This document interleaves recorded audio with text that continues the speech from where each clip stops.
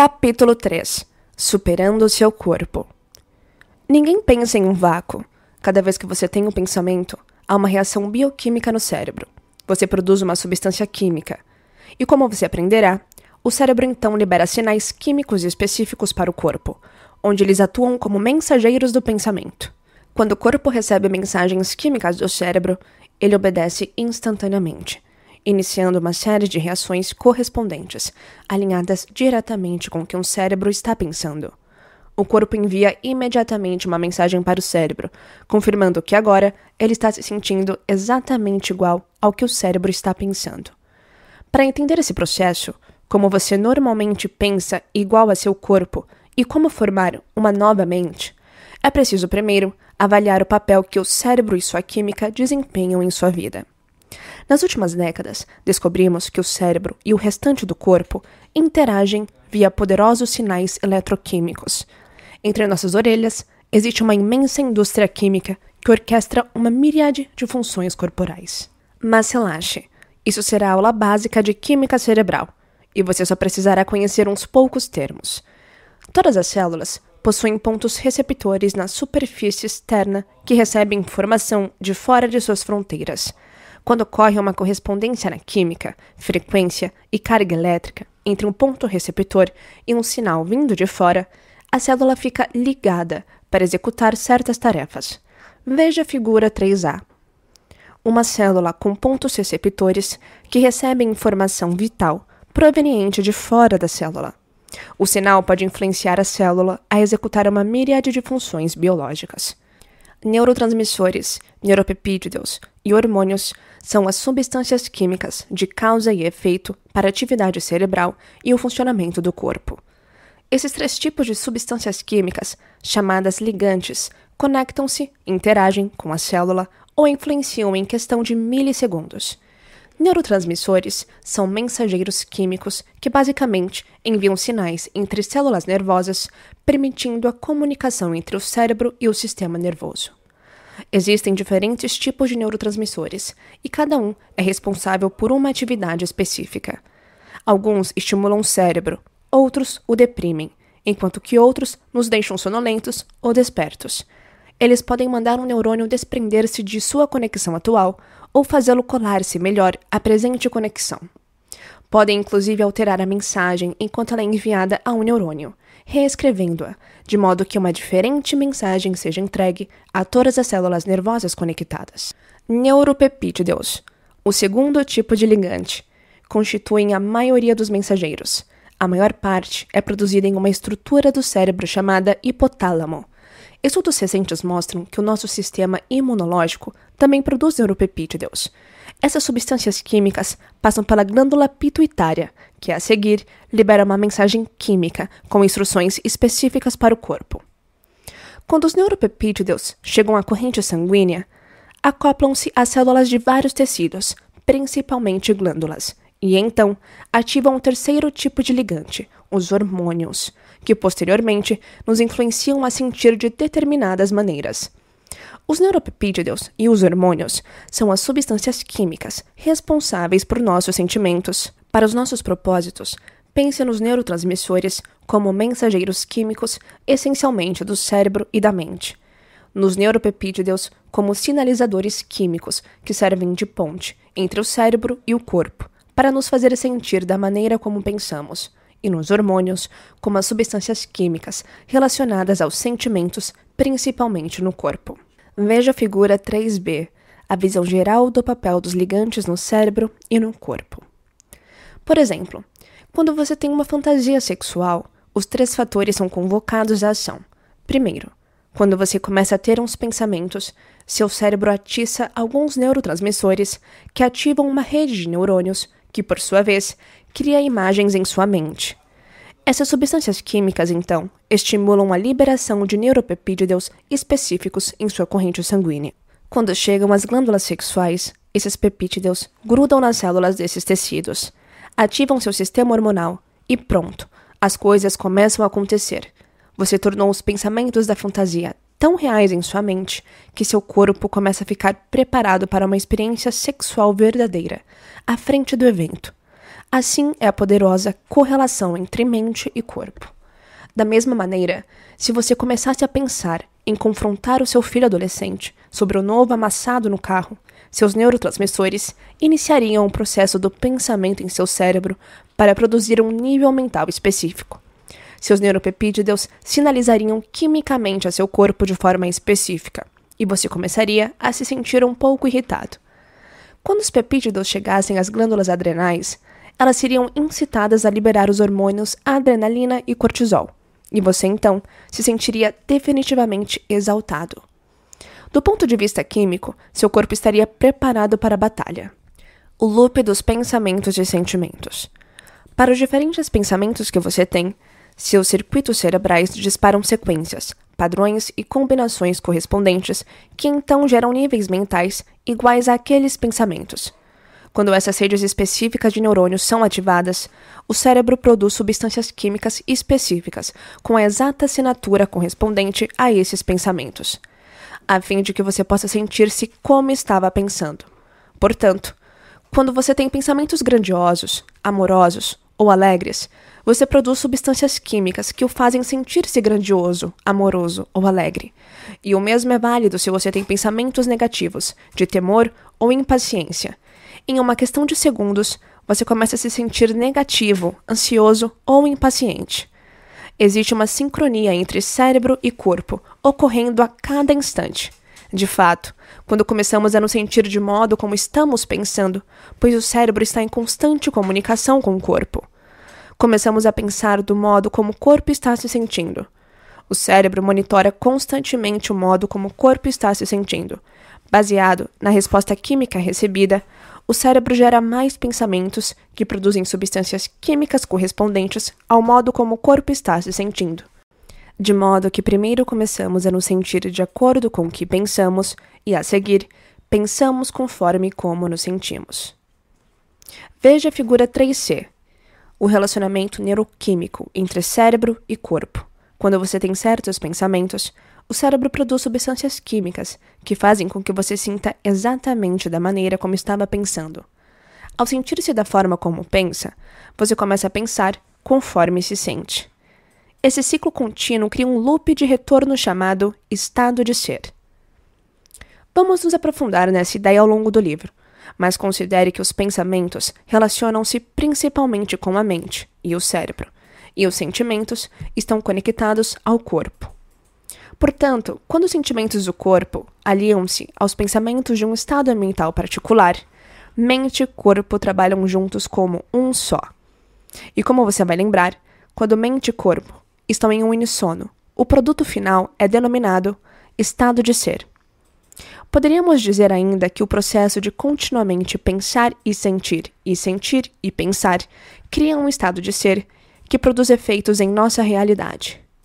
Um estado de ser significa que nos acostumamos a um estado mental e emocional, um modo de pensar e um modo de sentir que tornaram parte de nossa autoidentidade.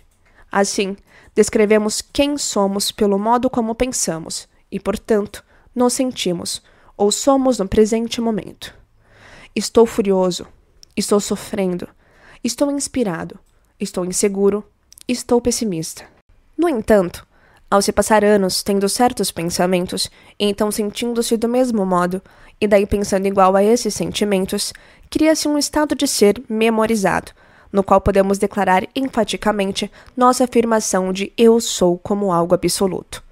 Isso significa que estamos no ponto em que nos definimos como esse estado de ser. Nossos pensamentos e sentimentos fundiram-se. Por exemplo, dizemos, sempre eu fui preguiçoso, sou uma pessoa ansiosa, sou normalmente inseguro de mim, tenho problemas para me dar valor, tenho pavio curto e sou impaciente, realmente não sou lá muito inteligente, etc.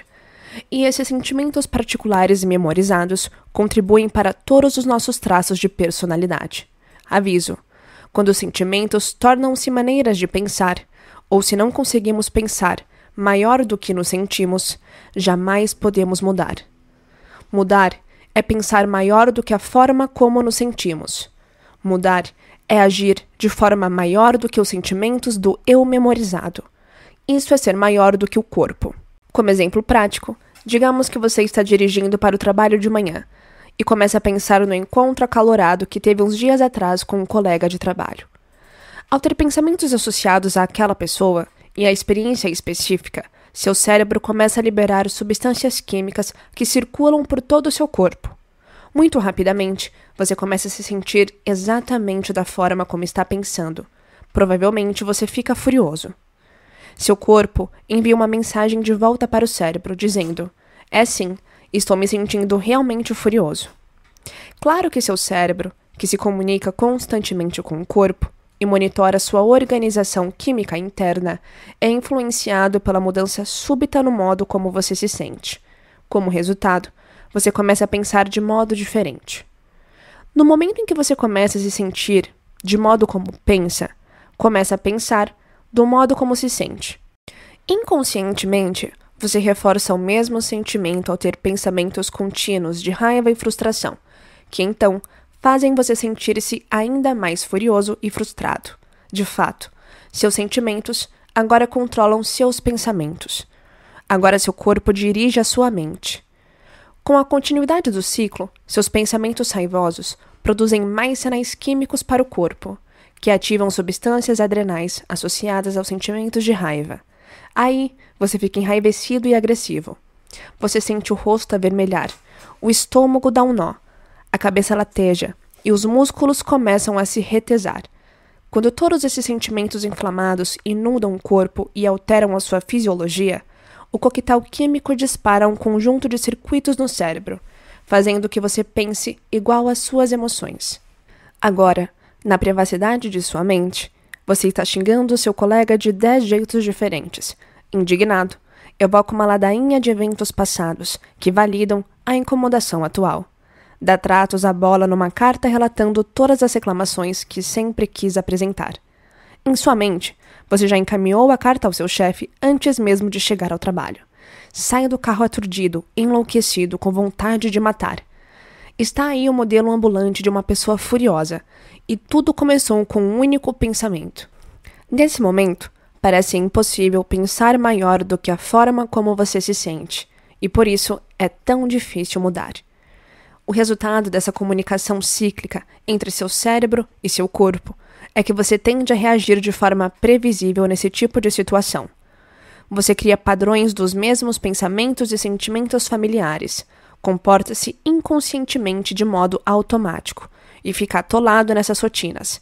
É assim que o você químico funciona. Sua mente controla seu corpo? Ou seu corpo controla sua mente? Por que é tão difícil mudar? Imagine que sua mãe adorava sofrer, e mediante longa observação, você inconscientemente viu que esse padrão de comportamento permitia que ela conseguisse o que queria da vida.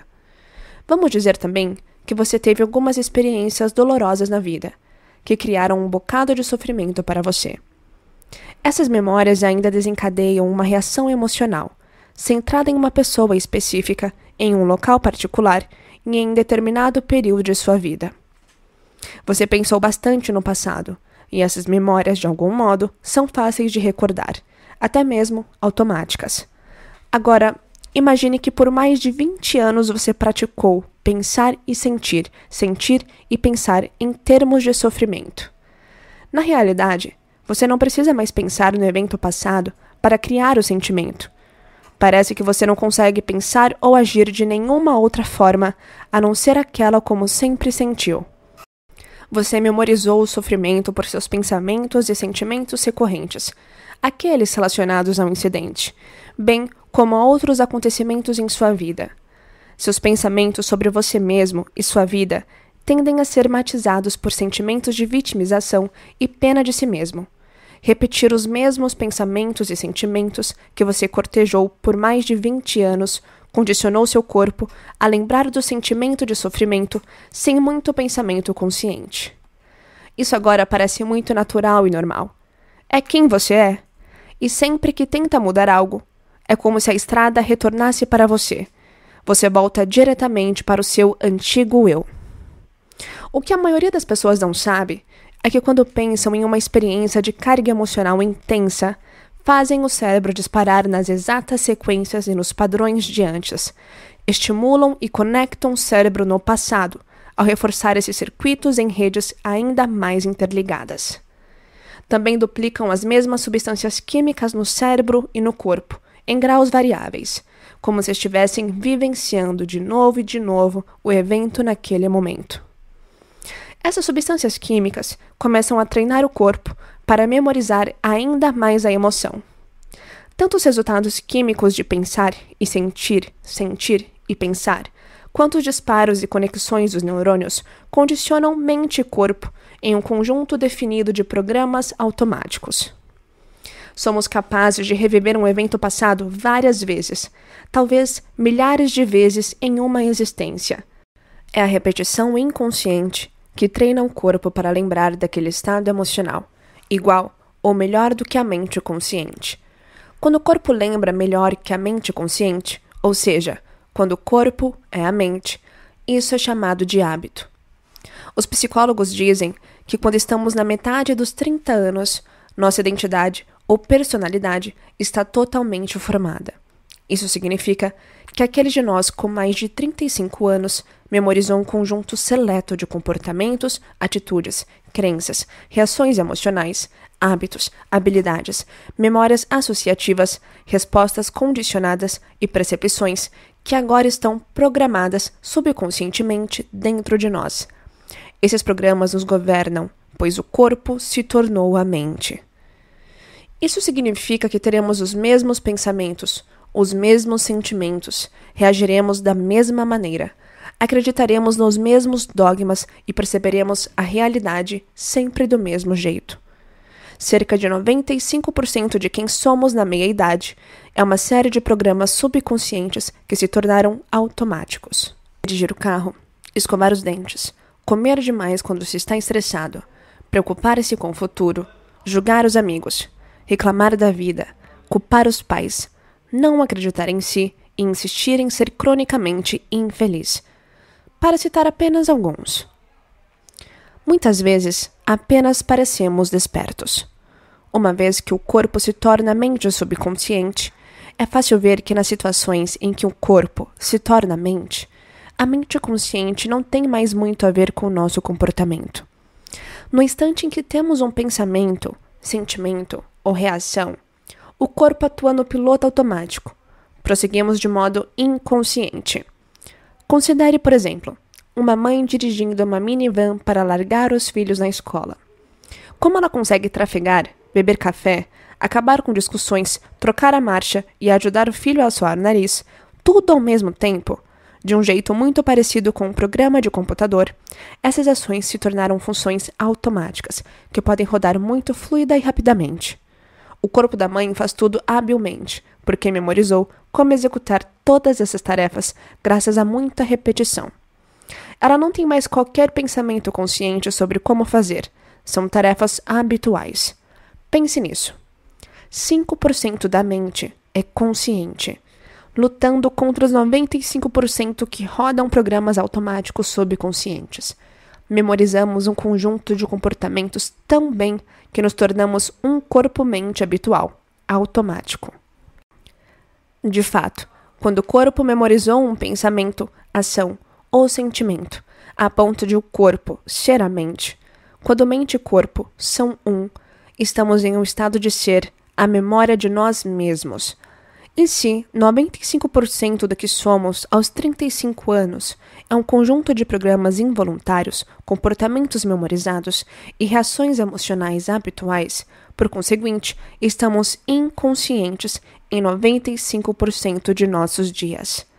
Apenas parecemos despertos. Nossa! Assim, uma pessoa conscientemente pode querer ser feliz, saudável ou livre, mas a experiência de abrigar sofrimento e um ciclo repetido de reações químicas de dor e pena por 20 anos subconscientemente condicionaram o corpo a um estado habitual. Vivemos presos a hábitos quando não mais estamos cientes do que estamos pensando, fazendo ou sentindo.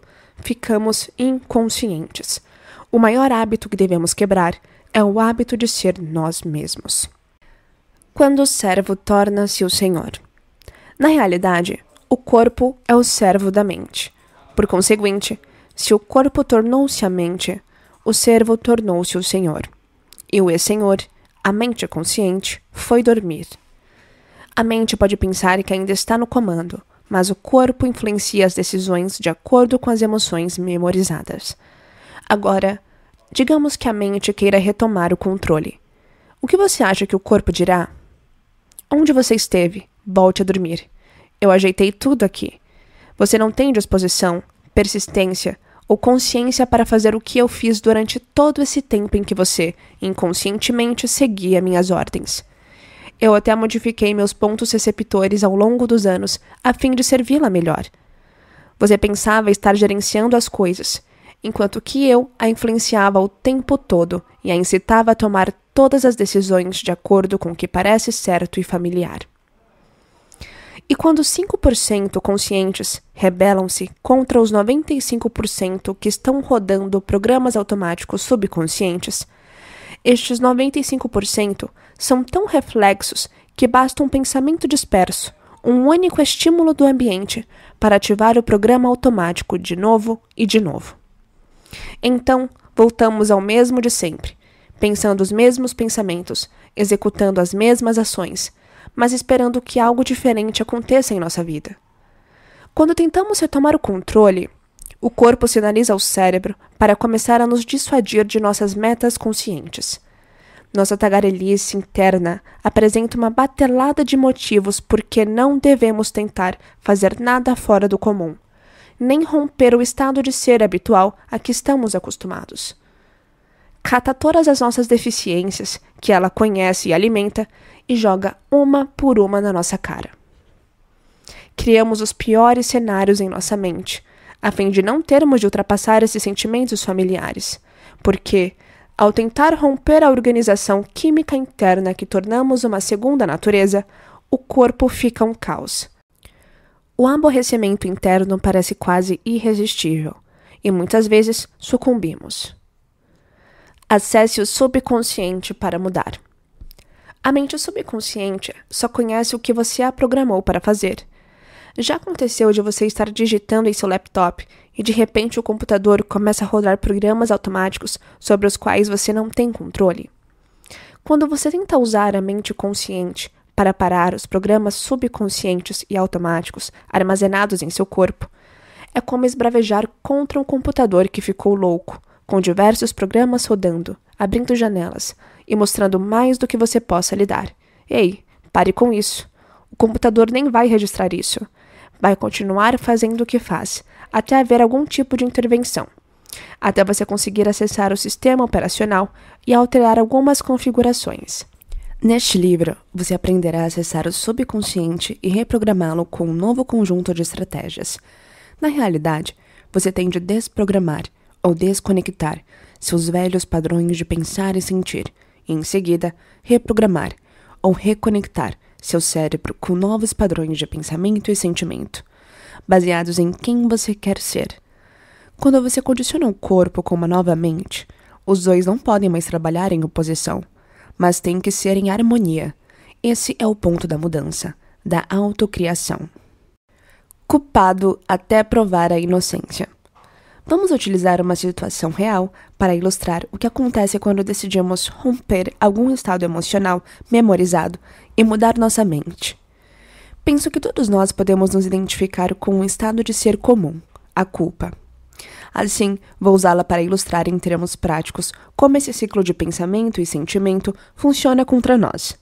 Em seguida, identificaremos alguns dos esforços que o sistema cérebro-corpo fará para permanecer no controle e preservar esse estado de ser negativo. Imagine que você frequentemente sinta-se culpado por uma coisa ou outra.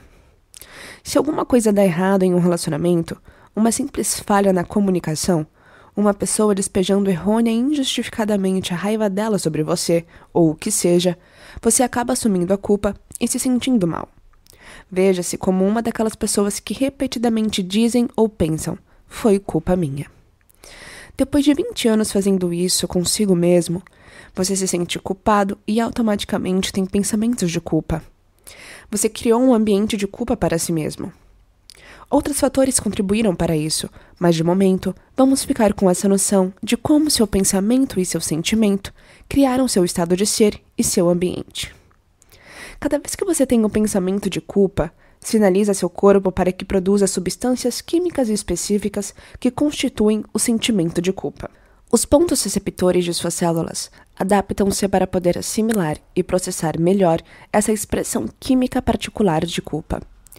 A enorme quantidade de culpa que banha as células começa a parecer normal para elas, e no fim, o que o corpo percebe como normal começa a ser interpretado como prazeroso. É como viver anos a fio próximo de um aeroporto.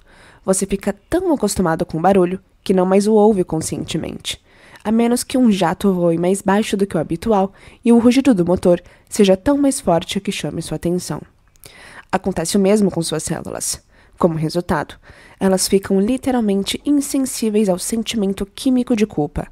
Exigirão uma emoção mais forte, mais poderosa, um limiar mais alto de estímulo, para se ativar da próxima vez. E quando esse pico mais forte de substâncias químicas de culpa consegue a atenção do corpo, suas células se animam com o estímulo.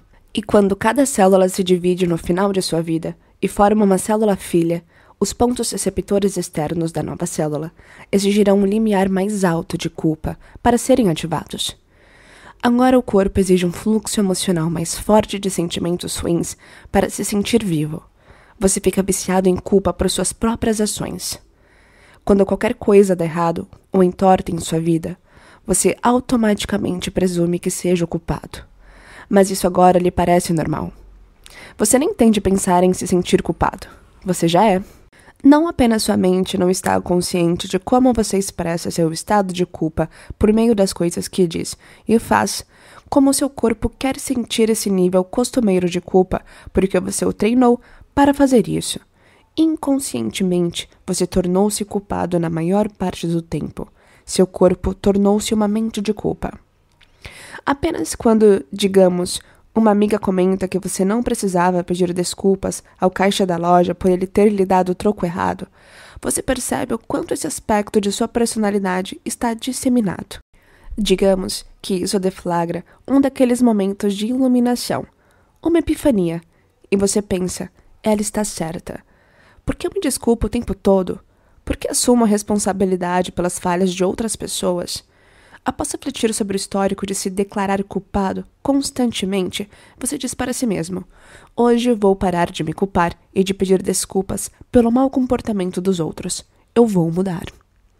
Por causa dessa decisão, você não vai mais pensar os mesmos pensamentos que produzem os mesmos sentimentos e vice-versa. E caso vacile, você fez um trato consigo mesmo de parar e lembrar da sua intenção. Passam-se 2 horas e você se sente realmente bem consigo mesmo. Você pensa, uau, isso está mesmo dando certo. Infelizmente, as células de seu corpo não estão se sentindo tão bem. Ao longo dos anos, você treinou-as para exigirem mais moléculas de emoção, culpa neste caso, a fim de satisfazer suas necessidades químicas. Você treinou seu corpo para viver com uma continuidade química memorizada, mas agora está interrompendo isso, negando as necessidades químicas e indo contra os programas subconscientes dele. O corpo fica viciado em culpa ou em qualquer emoção da mesma forma que ficaria viciado em drogas. A princípio, você só precisa de um pouco de emoção / droga para sentir. Depois o corpo fica insensível e as células exigem mais e mais, apenas para sentir a mesma coisa de novo. Tentar mudar seu padrão emocional é como passar pela retirada de uma droga. Quando as suas células não mais obtêm os sinais usuais do cérebro para sentir culpa, começam a expressar preocupação. Antes, corpo e mente trabalhavam juntos para produzir o estado de ser chamado culpa. Agora você não está mais pensando e sentindo e pensando do mesmo modo. Sua intenção é produzir pensamentos mais positivos, mas o corpo ainda está muito no embalo de produzir sentimentos de culpa baseados em pensamentos de culpa. Pense nisso como uma espécie de linha de montagem altamente especializada. Seu cérebro programou o corpo para esperar uma peça que se encaixa no todo. De repente, você enviou outra peça que não se encaixa no espaço onde cabia a antiga peça de culpa.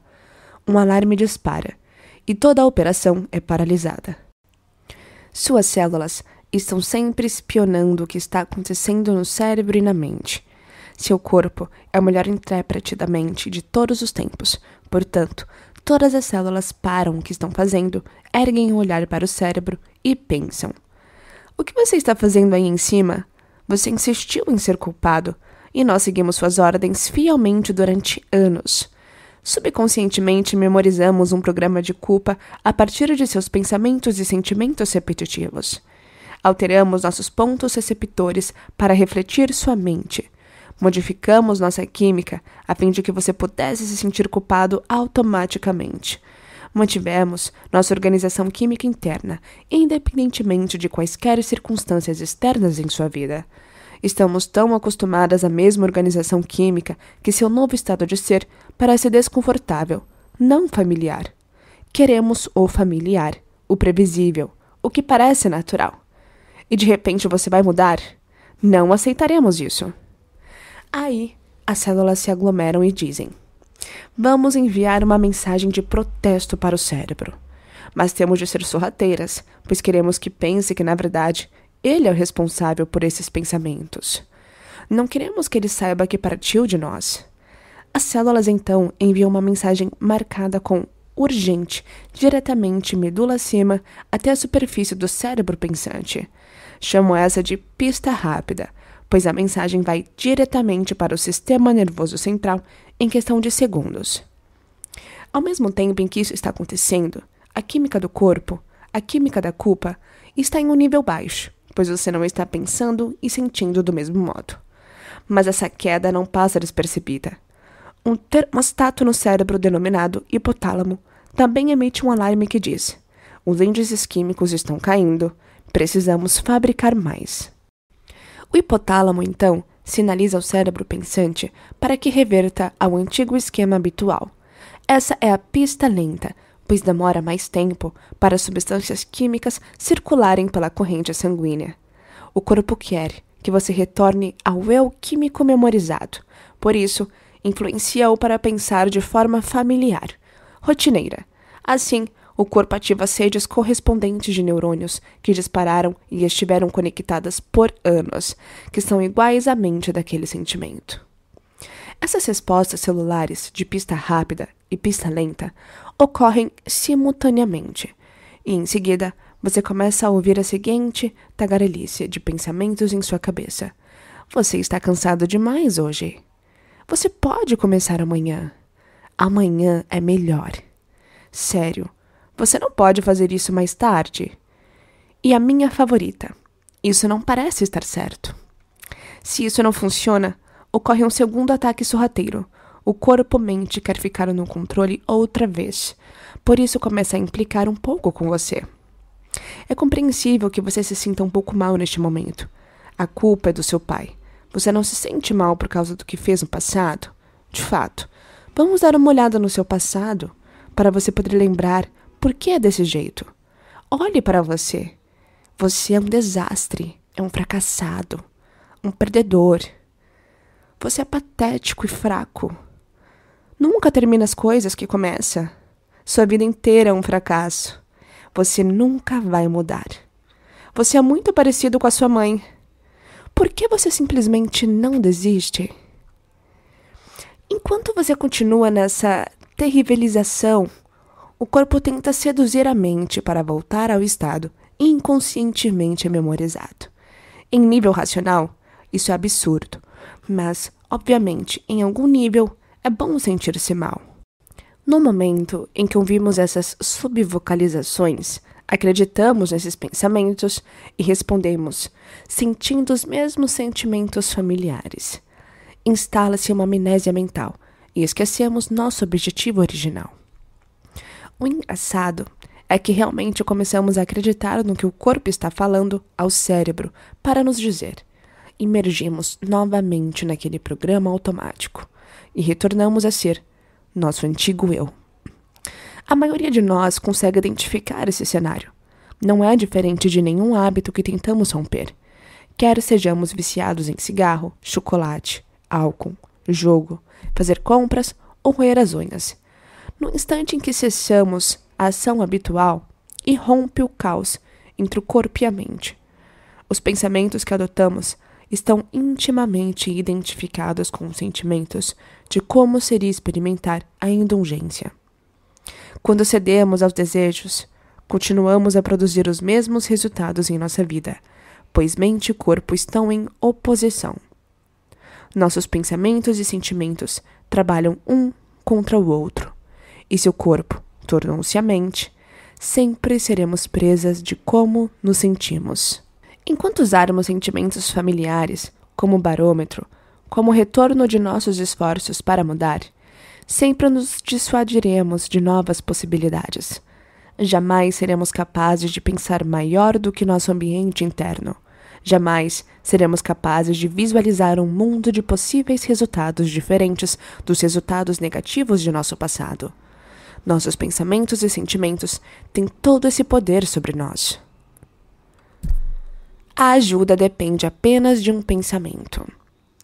O próximo passo para quebrar o hábito de sermos nós mesmos é entender como é importante fazer com que a mente e corpo trabalhem juntos a romper a continuidade química de nosso estado de ser culpado, envergonhado, furioso e deprimido. Resistir à exigência do corpo de restaurar a velha organização insalubre não é fácil, mas a ajuda depende apenas de um pensamento. Nas páginas a seguir, você aprenderá que, para ocorrer uma mudança verdadeira, é essencial desmemorizar uma emoção que se tornou parte de nossa personalidade e então recondicionar o corpo para uma nova mente.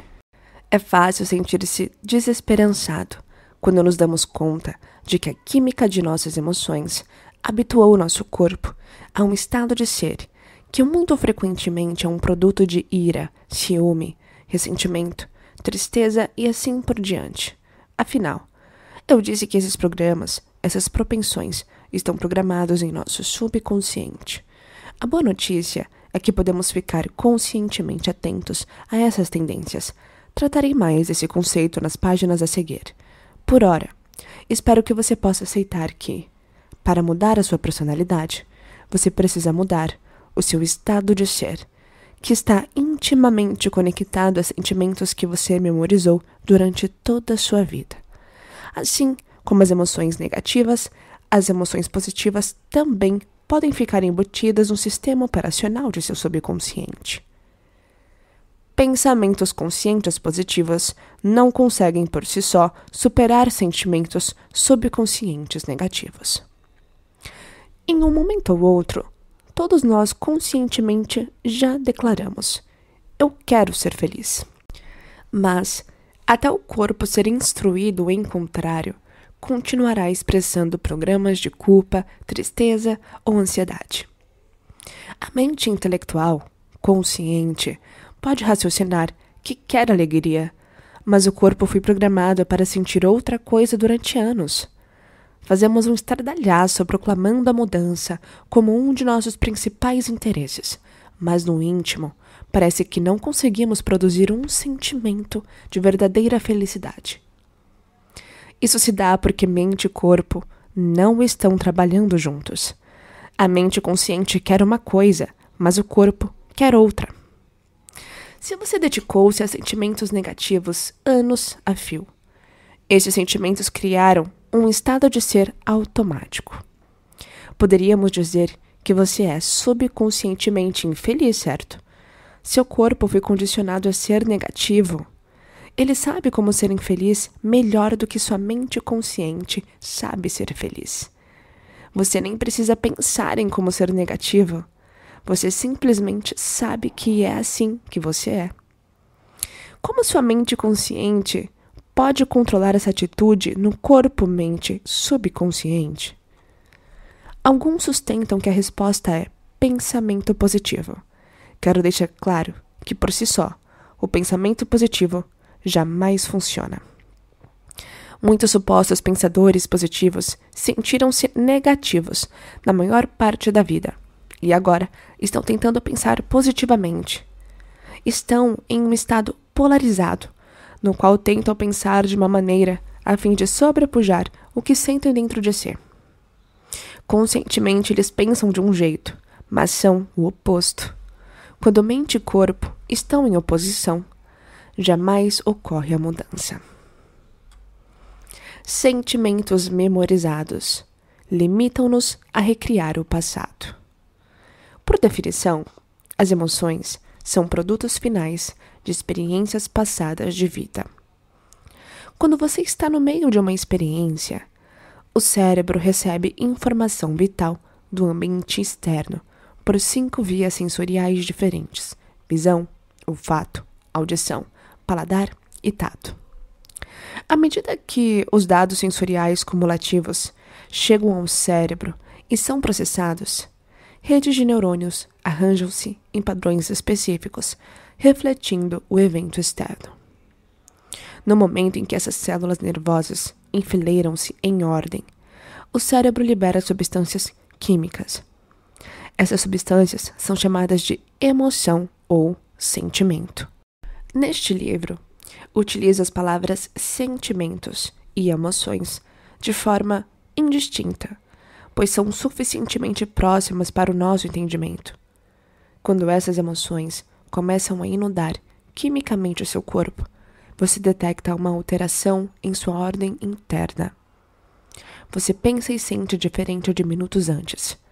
Naturalmente, quando nota essa mudança em seu estado interno, você presta atenção em qualquer pessoa ou coisa no ambiente externo que a tenha provocado.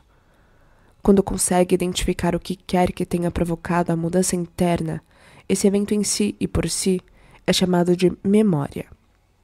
Neurológica e quimicamente, você codifica as informações ambientais em seu cérebro e corpo. Com isso, consegue lembrar melhor das experiências, pois recorda a sensação na época em que ocorreram. Sentimentos e emoções são um registro químico de experiências passadas. Por exemplo, seu chefe chega para sua avaliação de desempenho. Imediatamente você nota que ele está com o rosto vermelho, até irritado. Quando ele começa a falar num tom de voz elevado, você sente o cheiro de alho em seu hálito. Ele o acusa de sabotá-lo perante outros funcionários e diz que o preteriu para uma promoção. Nesse momento, você fica tenso, com as pernas bambas e nauseado. Seu coração dispara. Você se sente assustado, traído e irritado. Todas as informações sensoriais acumuladas, tudo o que você está cheirando, vendo, sentindo e ouvindo, estão alterando seu estado interno. Você associa essa experiência externa à mudança que sente internamente, e isso grava uma marca emocional. Você vai para casa e revê a experiência em sua mente, repetidamente. Cada vez que faz isso, você recorda o olhar acusador, intimidante de seu chefe, a forma como ele gritou com você, o que disse e até como ele cheirava. E então você fica assustado e irritado de novo. Gera a mesma química em seu cérebro e corpo, como se a avaliação do desempenho ainda estivesse ocorrendo. Como seu corpo acredita que está experimentando o mesmo evento vez após vez. Você o está condicionando a viver no passado. Vamos analisar isso um pouco mais. Pense em seu corpo como a mente inconsciente, ou como um servo objetivo que recebe ordens de sua consciência. Ele é tão objetivo que não sabe a diferença entre as emoções criadas a partir de experiências no mundo externo e aquelas fabricadas em seu mundo interior somente pelo pensamento. Para o corpo, elas são iguais. E se esse ciclo de pensamentos e sentimentos de que você foi traído continuasse durante anos a fio?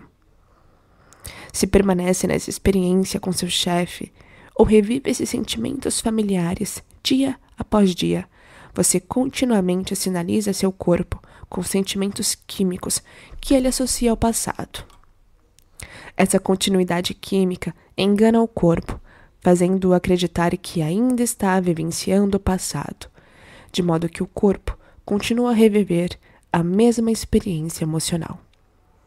Quando seus pensamentos e sentimentos memorizados forçam o corpo a estar no passado consistentemente, podemos dizer que o corpo torna-se uma memória do passado. Se os sentimentos de traição memorizados dirigem seus pensamentos durante anos, então seu corpo vive no passado 24 horas por dia, 7 dias por semana, 52 semanas por ano. Com o tempo, seu corpo fica ancorado no passado. Você sabe que, quando recria repetidamente as mesmas emoções, até não conseguir pensar com maior grandeza do que como se sente, seus sentimentos são o meio de seus pensamentos. E como seus sentimentos são registros de experiências anteriores, você pensa no passado. E pela lei quântica, você cria mais do passado. Conclusão: muita gente vive no passado e resiste a viver em um novo futuro. Mas por quê? O corpo está tão habituado a memorizar os registros químicos de nossas experiências passadas que fica apegado a essas emoções. Em um sentimento muito real, ficamos viciados nos sentimentos familiares. Assim, quando queremos olhar para o futuro e sonhar com novos cenários e panoramas ousados em nossa realidade, não muito distante, o corpo, cujo meio circulante são os sentimentos, resiste à mudança súbita de direção. Realizar essa guinada de 180 graus é a maior tarefa da mudança pessoal. Muita gente luta para criar um novo destino, mas se vê incapaz de superar a memória passada de quem sente que é. Ainda que tenhamos um anseio por aventuras desconhecidas ou sonhos de novas possibilidades para o futuro, parece que somos forçados a revisitar o passado. Sentimentos e emoções não são ruins, são os produtos finais da experiência. Mas, se revivemos sempre os mesmos sentimentos e emoções, não podemos adotar experiências novas. Você conhece pessoas que sempre parecem falar dos velhos anos dourados? O que elas estão realmente dizendo é: não há nada de novo ocorrendo em minha vida que estimule meus sentimentos. Portanto, tenho que me reafirmar a partir de alguns momentos gloriosos do passado. Se acreditamos que nossos pensamentos têm alguma coisa a ver com o nosso destino, então, como criadores, a maioria de nós está apenas andando em círculos. Controlando nosso ambiente interno, o mito genético. Até aqui, ao discutir como o modelo quântico da realidade relaciona-se à mudança, passei a maior parte do tempo falando sobre nossas emoções, o cérebro e o corpo. Víamos que superar os pensamentos e sentimentos recorrentes que o corpo memoriza é obrigatório se queremos quebrar o hábito de sermos nós mesmos. Outro aspecto importante de quebrar esse hábito tem a ver com nossa saúde física.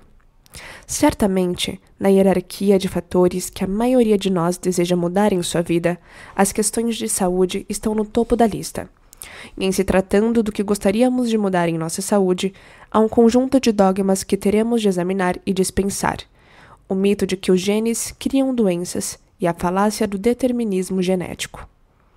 Também examinaremos um conhecimento científico que pode ser novidade para você, chamado epigenética, o controle dos genes a partir do exterior da célula, ou, mais precisamente, o estudo de alterações na função dos genes sem uma alteração na sequência do DNA. Do mesmo modo que podemos criar novas experiências sozinhos, como minha filha fez, também podemos adquirir o controle de uma parte muito importante de nossa vida. O que costumamos pensar ser nosso destino genético. Ao prosseguirmos, você verá que saber alguma coisa sobre nossos genes e o que sinaliza para que se manifestem ou não é decisivo para entender por que você tem de mudar de dentro para fora. A ciência tinha por máxima que nossos genes eram responsáveis pela maioria das doenças. Então, algumas décadas atrás, a comunidade científica casualmente mencionou que estivera errada e anunciou que o ambiente, ao ativar ou desativar genes específicos, é o fator mais causativo na produção de doenças. Todos nós sabemos que menos de 5% de todas as doenças hoje em dia derivam de desordens de um único gene. enquanto que cerca de 95% de todas as doenças estão relacionadas a escolhas no estilo de vida, estresse crônico e fatores tóxicos do ambiente. No entanto, fatores do ambiente externo são apenas parte do cenário, o que explica o fato de duas pessoas poderem ser expostas às mesmas condições ambientais tóxicas por anos e uma ficar doente e a outra não. Como é que, quando uma pessoa tem desordem de múltiplas personalidades, uma personalidade pode demonstrar uma alergia severa e alguma coisa, e outra personalidade no mesmo corpo pode ser imune ao mesmo antígeno ou estímulo? Porque, embora expostos a patógenos diariamente, médicos e outros servidores da saúde não ficam continuamente enfermos?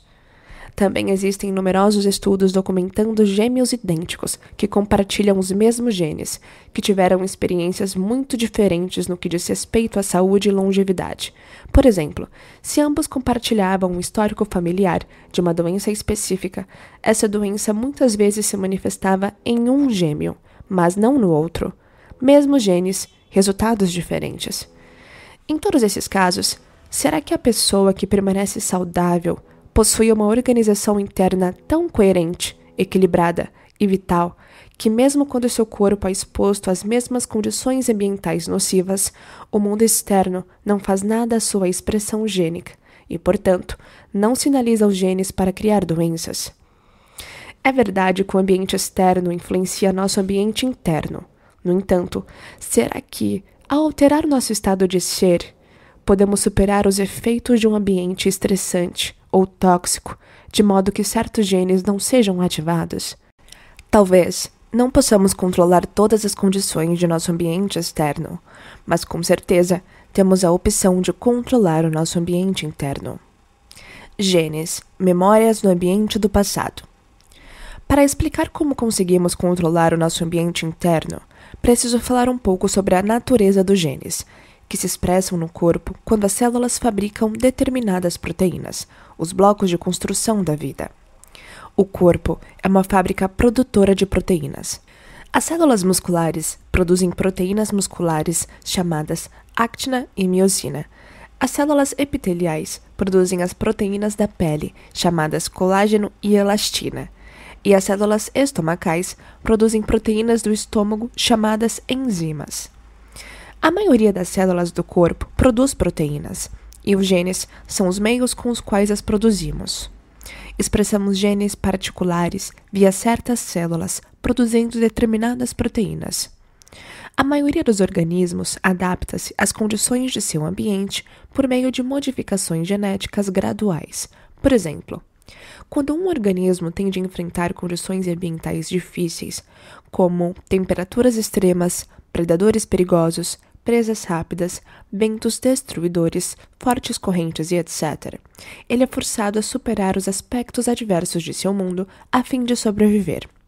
À medida que os organismos registram essas experiências nas conexões em seus cérebros e nas emoções em seus corpos, eles se modificaram com o tempo. Se os leões caçam presas que podem correr mais que eles, então, ao se engajar ativamente nas mesmas experiências por gerações, desenvolveram pernas mais longas, dentes mais afiados ou coração maior. Todas essas alterações resultam de os genes produzirem proteínas que modificam o corpo para que se adapte ao ambiente. Vamos ficar no mundo animal para examinar como isso funciona em termos de adaptação ou evolução. Um grupo hipotético de mamíferos migrou para um ambiente em que as temperaturas oscilam entre 26 graus negativos e 4 graus. Os genes desses mamíferos, ao longo de várias gerações, vivendo sob condições extremamente frias, eventualmente foram acionados para produzir uma nova proteína, que produziu pelagem mais espessa e em maior quantidade. Cabelo e pelagem são proteínas. Numerosas espécies de insetos desenvolveram a habilidade de se camuflar. Alguns que vivem em árvores ou outras folhagens adaptaram-se para parecer gravetos ou espinhos, o que lhes permite escapar da atenção de pássaros. O camaleão provavelmente é o mais famoso dos camufladores e deve sua capacidade de mudar de cor à expressão gênica de proteínas. Nesses processos, os genes codificam as condições do mundo externo. Isso é evolução, certo? A epigenética sugere que podemos sinalizar nossos genes para reescrever o nosso futuro. Nossos genes são tão mutáveis quanto o nosso cérebro. As pesquisas genéticas mais recentes mostram que diferentes genes são ativados em diferentes momentos. Estão sempre em fluxo e sendo influenciados. Existem genes dependentes de experiência, que são ativados quando há crescimento, cura ou aprendizado. E existem genes dependentes do estado comportamental, que são influenciados durante estresse, excitação emocional ou sonhos. Uma das áreas de pesquisa mais ativas atualmente é a epigenética, literalmente acima da genética, o estudo de como o ambiente controla a atividade dos genes. A epigenética vai de encontro ao modelo genético convencional, que estabeleceu que o DNA controla toda a vida e que toda a expressão gênica se dá no interior da célula. Esse antigo entendimento condenou-nos a um futuro previsível, no qual nosso destino caía presa de nossa herança genética, e toda a vida celular era predeterminada, como um fantasma na máquina, automático. De fato, as alterações epigenéticas na expressão do DNA podem ser passadas para as futuras gerações. Mas como são repassadas se o código de DNA permanece o mesmo? Embora uma explicação científica esteja além do escopo deste livro, podemos usar uma analogia. Vamos comparar uma sequência genética a um projeto técnico. Imagine que você comece a planta para uma casa e a escaneie no computador. Depois, usando o Photoshop, poderia alterar a sua aparência na tela, mudando uma série de características sem mudar a planta. Por exemplo, poderia mudar a expressão de variáveis como cor, tamanho, escala, dimensões, materiais e etc. Milhares de pessoas, representando variáveis ambientais, poderiam gerar imagens diferentes, mas todas seriam expressões da mesma planta. A epigenética nos dá o poder de pensar sobre as mudanças em maior profundidade. O paradigma epigenético nos dá livre-arbítrio para ativar nossa atividade genética e modificar o nosso destino genético. Para fins de exemplo e simplificação, quando eu falar em ativar um gene, expressando-o de diferentes maneiras, vou me referir a ligar. Na realidade, os genes não ligam ou desligam. Eles são ativados por sinais químicos e se expressam de modos específicos, fabricando várias proteínas. Ao simplesmente mudar nossos pensamentos, sentimentos, reações emocionais e comportamentos, por exemplo, fazendo escolhas para um estilo de vida mais saudável em termos de nutrição e nível de estresse, enviamos novos sinais às nossas células, e elas expressam novas proteínas sem alterar o projeto genético. Assim, embora o código de DNA continue o mesmo, quando uma célula é ativada de uma nova forma por novas informações, ela pode criar milhares de variações do mesmo gene. Podemos sinalizar nossos genes para reescrever nosso futuro. A perpetuação de velhos estados de ser nos configura para um destino genético indesejado. Certas áreas do cérebro têm conexões mais rígidas, enquanto que outras são mais plásticas, passíveis de mudança por aprendizado e experiência. Acredito que os genes tenham as mesmas características. Certas partes de nossa genética são ligadas mais facilmente, enquanto que outras sequências genéticas são de certa forma mais rígidas, o que significa que são mais difíceis de ativar, pois estão presentes há mais tempo em nossa história genética. Ao menos é isso que a ciência afirma atualmente. Como mantemos certos genes ligados e outros desligados?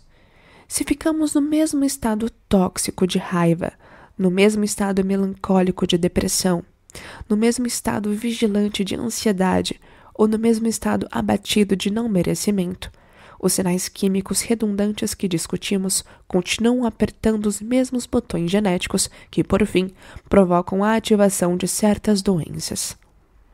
Emoções estressantes, como você aprenderá, de fato, puxam o gatilho genético, desregulando as células.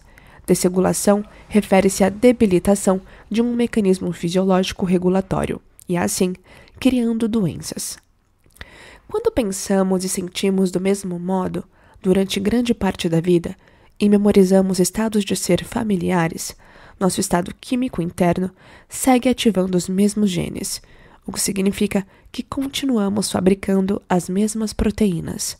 Mas o corpo não consegue se adaptar a essas exigências repetidas e começa a colapsar. Se fazemos isso por 10 ou 20 anos, os genes começam a se desgastar e passam a fabricar proteínas mais baratas. O que estou dizendo? Pensa no que acontece quando envelhecemos. Nossa pele enruga porque seu colágeno e sua elastina passam a ser feitos de proteínas mais baratas. O que acontece com nossos músculos? Eles se atrofiam. Bem, nenhuma surpresa nisso. Actina e miosina também são proteínas. Eis aqui uma analogia. Quando uma peça metálica de seu carro é fabricada, é produzida em uma matriz ou molde. Cada vez que a matriz ou molde é usado, é submetido a certas forças, incluindo calor e atrito, que começam a desgastá-lo. Como você pode imaginar, as peças automotivas são manufaturadas com tolerância muito estrita, referente à variação permitida nas dimensões da peça. Com o tempo, essa matriz ou molde se desgasta a ponto de produzir peças que não se ajustam adequadamente a outras peças. Isso é semelhante ao que acontece com o corpo. Como resultado do estresse ou do hábito de ser repetida e consistentemente furioso, receoso, triste e etc., o DNA que os peptídeos usam para fabricar proteínas começa a funcionar mal. Qual é o impacto genético se permanecemos em condições familiares rotineiras, criando as mesmas reações emocionais, ao fazer as mesmas coisas, pensar os mesmos pensamentos, ver as mesmas pessoas e memorizar nossa vida em um padrão previsível? Estamos a caminho de um destino genético indesejado. Estamos presos nos mesmos padrões das gerações antes de nós, que confrontaram situações iguais ou semelhantes. E se estamos apenas revivendo nossas memórias emocionais, estamos a caminho de um fim previsível. Nosso corpo começará a criar as mesmas condições genéticas que as gerações anteriores encararam. Assim, o corpo permanecerá o mesmo, enquanto nos sentirmos da mesma forma, dia após dia. E se a ciência diz que é o ambiente que sinaliza os genes envolvidos na evolução, como fica se o nosso ambiente jamais muda? E se memorizamos as mesmas condições do mundo externo e vivemos conforme os mesmos pensamentos, comportamentos e sentimentos? E se tudo em nossa vida permanece sempre igual? Você acabou de aprender que o ambiente externo sinaliza os genes quimicamente por meio das emoções de uma experiência. Assim, se as experiências em sua vida não mudam, os sinais químicos transmitidos a seus genes não mudam. Nenhuma informação nova do mundo exterior chega às suas células. O modelo quântico assegura que podemos sinalizar o corpo emocionalmente e começar a alterar a cadeia de eventos genéticos sem primeiro ter qualquer experiência física real correlacionada a essa emoção. Não precisamos ganhar a corrida, a loteria ou a promoção antes de experimentar a emoção desses eventos. Lembre-se, podemos criar uma emoção apenas com o pensamento. Podemos experimentar alegria ou gratidão antes do ambiente, a tal ponto que o corpo começa a acreditar que ele já está no evento.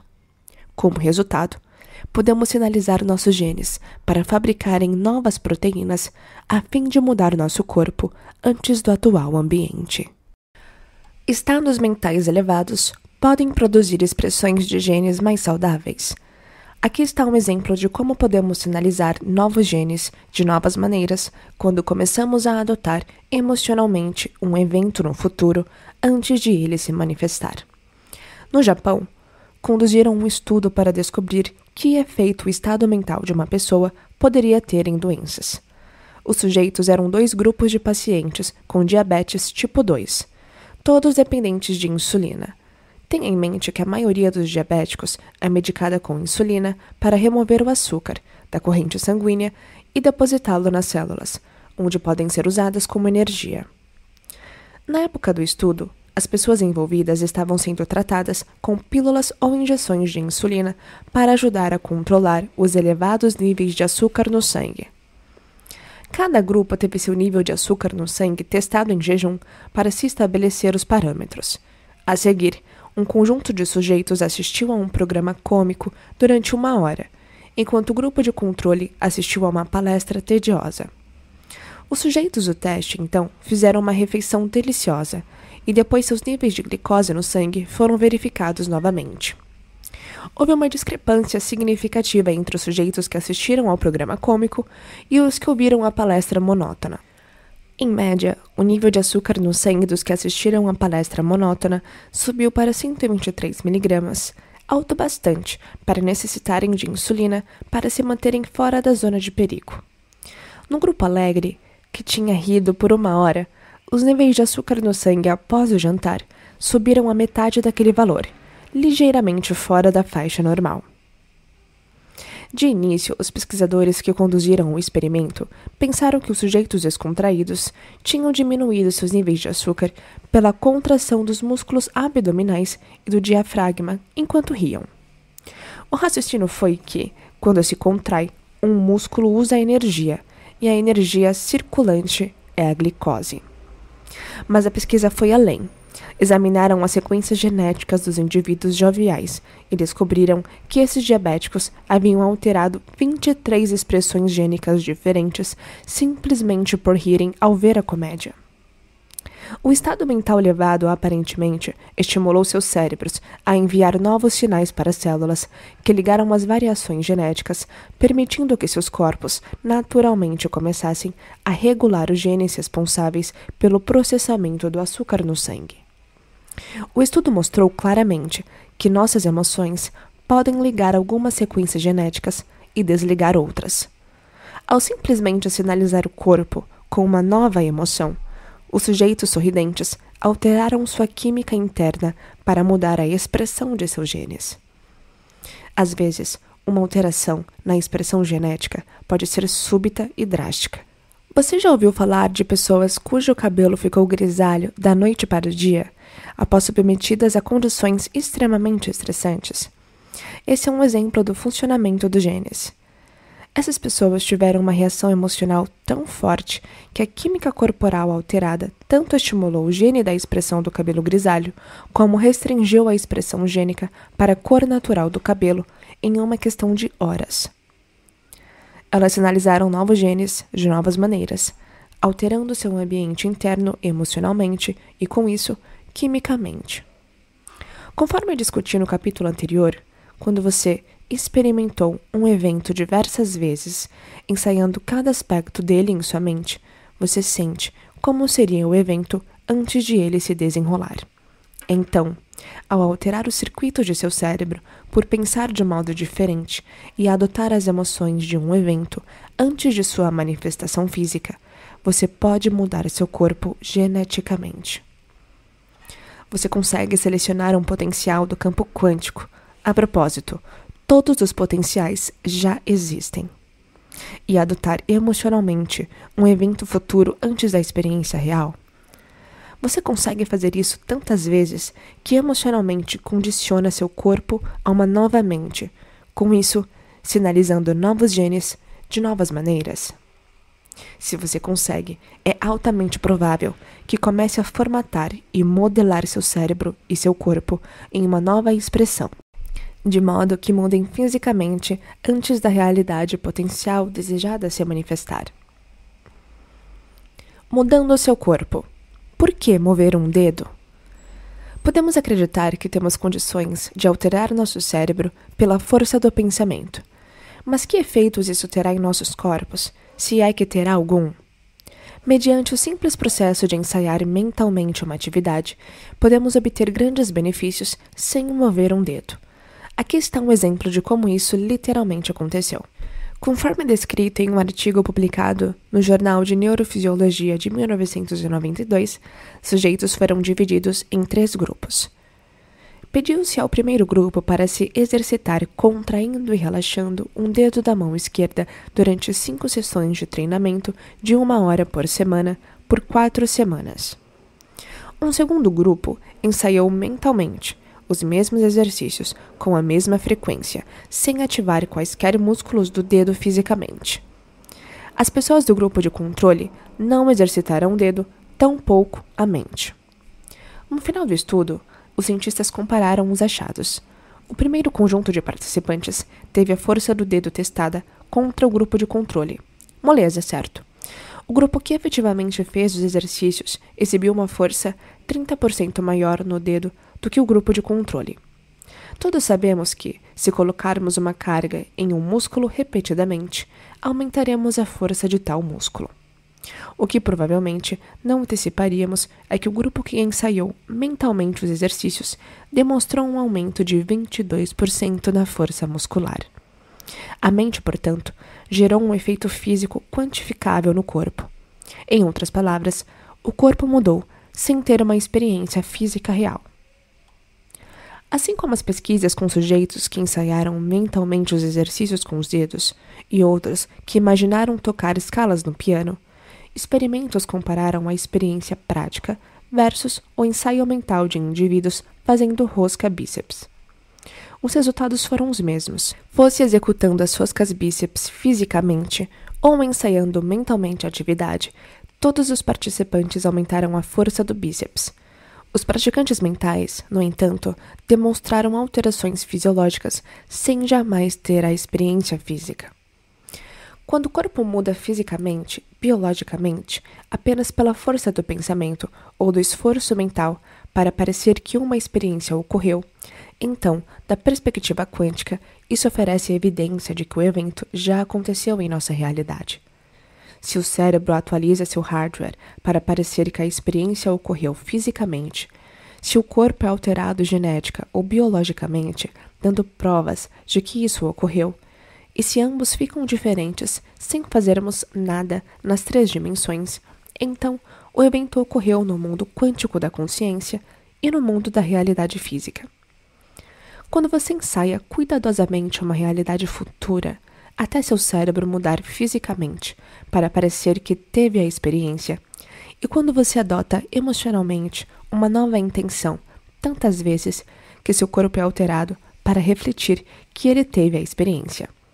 Espere aí, pois é nesse momento que o evento encontra você, e ele chegará da maneira que você menos espera, o que não deixa dúvida de que provém de seu relacionamento com uma consciência maior, de modo que o inspira a fazer isso mais e mais vezes. Meus parabéns por você ter finalizado mais um capítulo da série Quebrando o Hábito de Ser Você Mesmo, do Dr. Joe Dispenza. Te espero no capítulo 4, Superando o Tempo. Um grande abraço e até a próxima!